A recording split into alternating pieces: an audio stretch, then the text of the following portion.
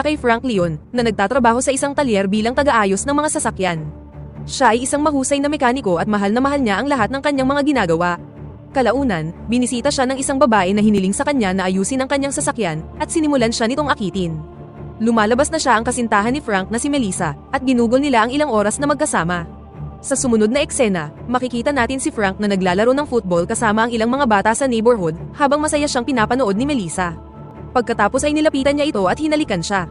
Kalaunan, ibinaba siya ni Melissa sa Norwood Prison kung saan si Frank ay isang bilanggo.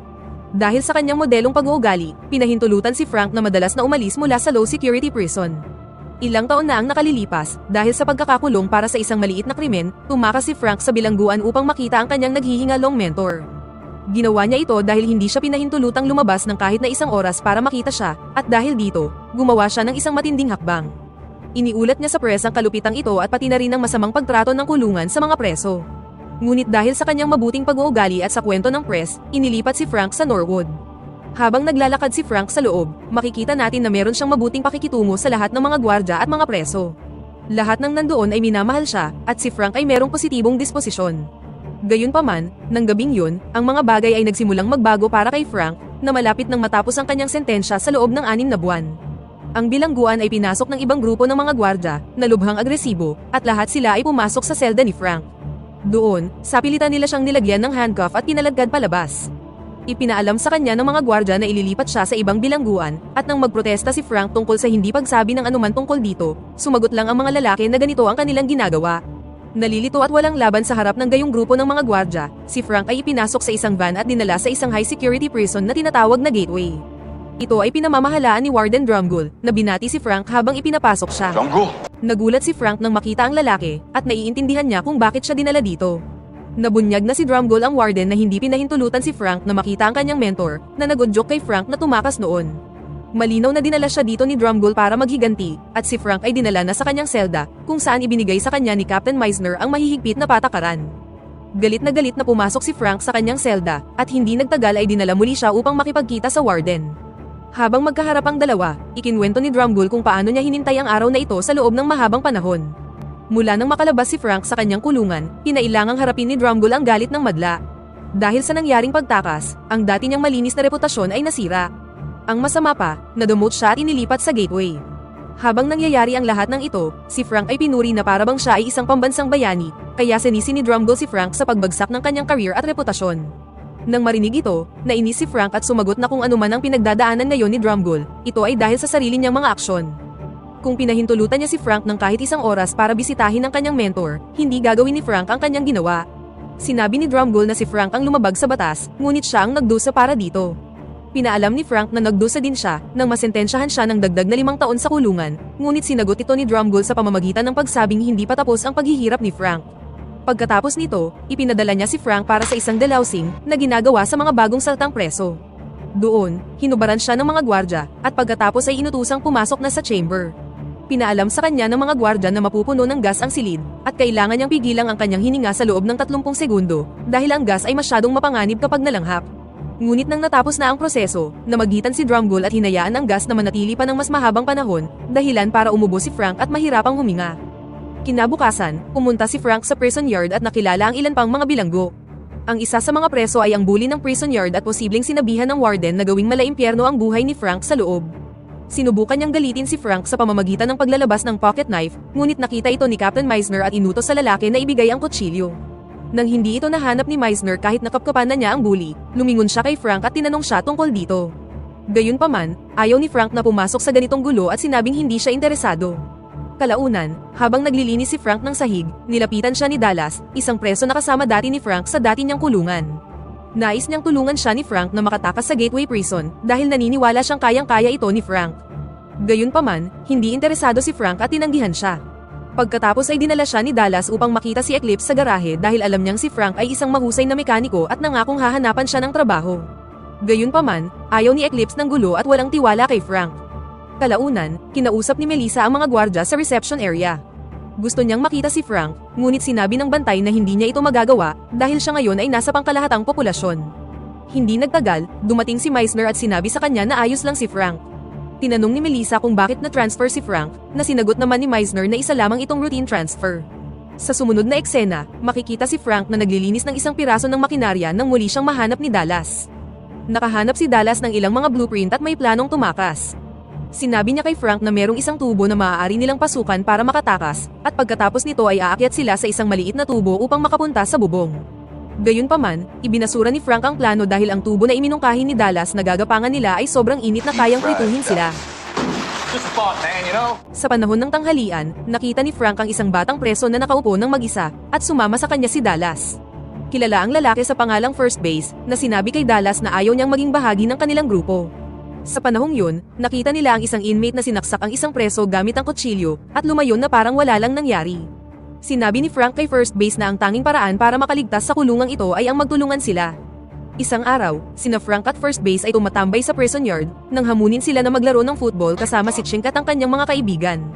Sa laro, si Frank ay trinato ng bayolente, ngunit ipinakita niya pa din na isa siyang mahusay na manlalaro. Habang pinapanood ang larong ito, nagalit si Eclipse nang makitang pinagtutulungan nila si Frank, kaya kalaunan ay sumali na rin siya sa laro. Nanalo silang dalawa laban sa ibang preso, at hindi nagtagal ay sumiklab ang isang away, na agad namang inawat ng mga gwardya. Dahil sa nangyari, nakuha ni Frank ang respeto ni Eclipse at inanyayahan siyang magtrabaho sa garahe. Sa sumunod na eksena, nang magpakita si Frank sa garahe, inilibot siya ni Eclipse sa paligid at nakatagpo sila ng isang lumang Ford Mustang. Isa itong luma at magandang kotse, at nag-alok si Frank na ayusin ito. Nagsumikap siya ng husto sa pag-aayos ng sasakyan, ipinakita ang kanyang mga kasanayan at determinasyon, at kalaunan ay sinamahan na rin ng kanyang mga bagong kaibigan na sina Dallas, First Base at Eclipse. Sama-sama nilang inayos ang sasakyan at binigyan ito ng sariwang coat ng pulang pintura. Nang matapos ang trabaho, ipinagdiwang nila ang kanilang tagumpay. Kalaunan, sina First Base at Frank ay nakatambay sa sasakyan, nang turuan siya ni Frank na mag-drive, at hinayaan siyang magmaneho sa paligid ng garahe. Gayunpaman, hindi pinatay ni First Base ang makina, at nagmaneho siya palayo at palabas ng garahe papunta sa prison yard. Sa huli, napatigil siya ng mga gwardya at hinila palabas, ngunit si Frank ang napatrouble, dahil gusto lang ni Drumgold ng anumang dahilan para bugbugin ang kawawang lalaki. Pagkatapos nito, pinanood ni Drumgold kay Frank at sa kanyang mga kaibigan habang sinisira ng ibang mga bilanggo ang sasakyan. Kalaunan, dinala si Frank sa solitary confinement at pinahirapan ng ilang araw. Trinato nila siya na parang isang hayop at pagkatapos ay binugbog ng mga gwardya. Nang malaman kung ano ang nangyayari, nagalit si Captain Meisner at pinagalitan ang mga gwardya. Nang maawa sa bugbog sarado niyang katawan, hinayaan na niyang makalabas si Frank at humingi pa ng tawad sa kanya. Pagkatapos ay dinala niya si Frank sa kanyang selda, at binigay din sa kanya ang mga sulat ni Melissa. Ang mga liham ay hindi ibinigay sa kanya ayon sa utos ng warden, ngunit naramdaman ni Meisner na hindi ito patas at palihim itong kinuha para dalhin ang mga ito sa ating bida. Nang bumisita si Frank sa garahe kinabukasan, nagalit ang kanyang mga kaibigan sa ngalan niya. Ngunit sinabihan sila ni Frank na okay lang ito, dahil matatapos na ang kanyang sentensya sa loob ng 21 araw, at kaya niyang lampasan ang anumang ibato sa kanya ni Drumgold hanggang sa araw na yun. Lingid sa kaalaman niya, may ibang plano si Drumgold kung saan gusto niyang gumawa ng excuse para mas mapatrouble si Frank, para ma-extend niya ang kanyang sentensya. Para gawin ito, pinahintulutan niya ang bilanggo na si Chink, at ang kanyang mga bully na kaibigan, na patayin si First Base sa gym.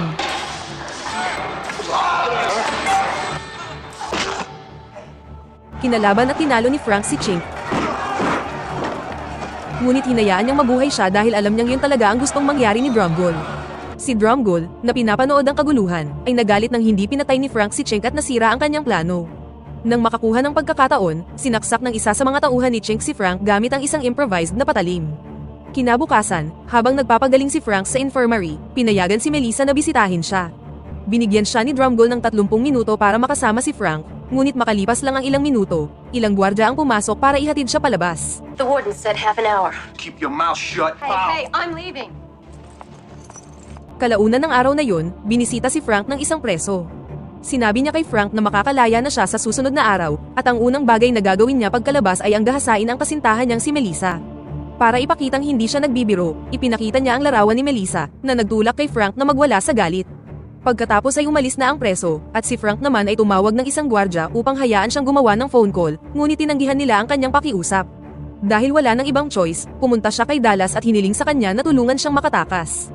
Noong una, pinayuhan siya ni Dallas na hindi niya dapat ito gawin dahil 6 na araw na lang ang natitira sa kanyang sentensya, ngunit tumugon lang si Frank na hindi na siya pwedeng maghintay ng ganoon katagal.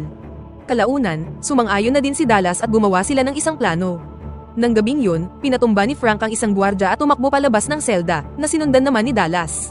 Pagkatapos ay gumapang sila sa isang makitid na espasyo at kalaunan ay nakarating sa isang sangang daan. Inisip ni Frank na dapat silang tumakbo sa isang panig, ngunit iginiit ni Dallas na pumunta sila sa kabila. Gayunpaman, nabunyag na dinala lang ni Dallas si Frank sa isang dead end, kung saan naghihintay si Drumgold at ang kanyang mga tauhan.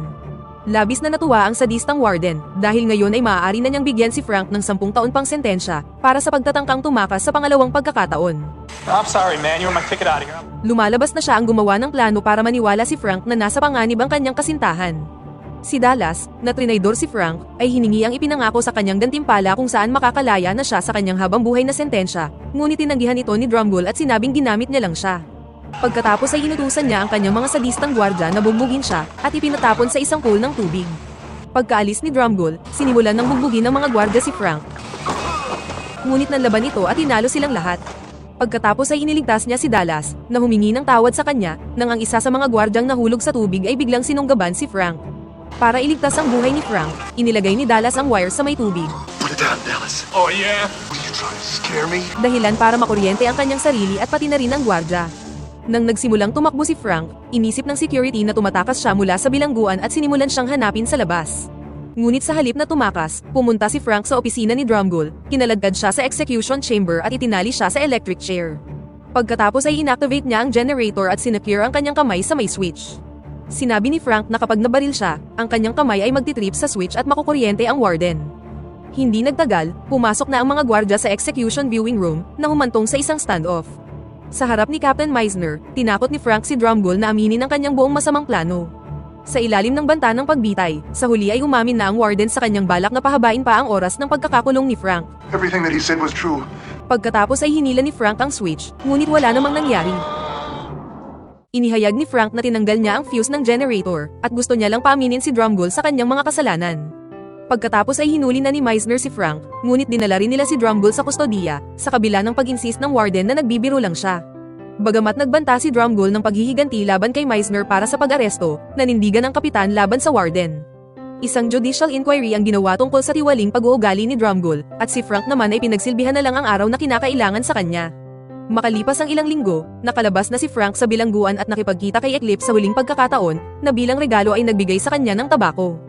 Ilang sandali pa ay sinamahan na siya ni Meisner palabas, habang si Frank naman ay nagbiro na mamimiss niya ang ngiti ng kapitan. Nakipagkamay si Meisner sa kanya, at pagkatapos ay pinalaya na si Frank sa Gateway Prison para yakapin si Melissa na naghihintay na sa kanya, at dito na nagtatapos ang pelikula.